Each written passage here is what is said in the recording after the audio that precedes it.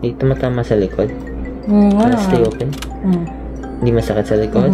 Medyo matagal na nga din yung last time na nagpa-teeth cleaning ako. Dapat kasi last November pa, pero dahil nga bagong panganak lang ako noon, kaya ngayon lang ako ulit nagpa-appointment. Nauna na nga ako pumasok dito sa loob dahil naghanap pa nga ng mapaparkingan yung asawa ko. Kasama nga namin si baby ngayong araw dahil walang mapag-iiwanan. Nagkataon kasing umaga yung appointment ko at may pasok din si sis-in-law. Nakahiga na nga ako dito sa dental chair para mapa-cute, char. Sobrang makwento nga tong si kuya kahit hindi ako makasagot. Nakwento ko nga din sa kanya na nag-grind ng ngipin yung asawa ko pag natutulog. Kaya naman nirecommend niya na magpagawa ng night guard. After ko nga magpa-cleaning, pinapasok na yung asawa ko sa loob para masukatan. Tinawag na nga din ako para sukatan dahil pati ako magpapagawa na din ng night guard kahit hindi naman ako nag-grind ng ngipin sa gabi. Hindi masakit sa likod.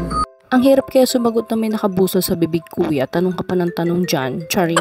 Mabuti na lang talaga at nakisama tong anak ko at natutulog lang siya sa car seat niya. Hala, ayan ayaw na matanggal, binabad mo kasi na matagal kuya eh. Kala ko tanggal na lahat ng ngipin ko. Dumiretso na nga ako dito sa washroom para magmumug at tanggalin yung mga natitira-tirang puti sa bibig ko. Pagkatapos nga ay may binayaran lang akong $80 na hindi covered ng benefits ng asawa ko. Pero kung wala kang company benefits, kulang pa yung isang paycheck mo pambayad dito.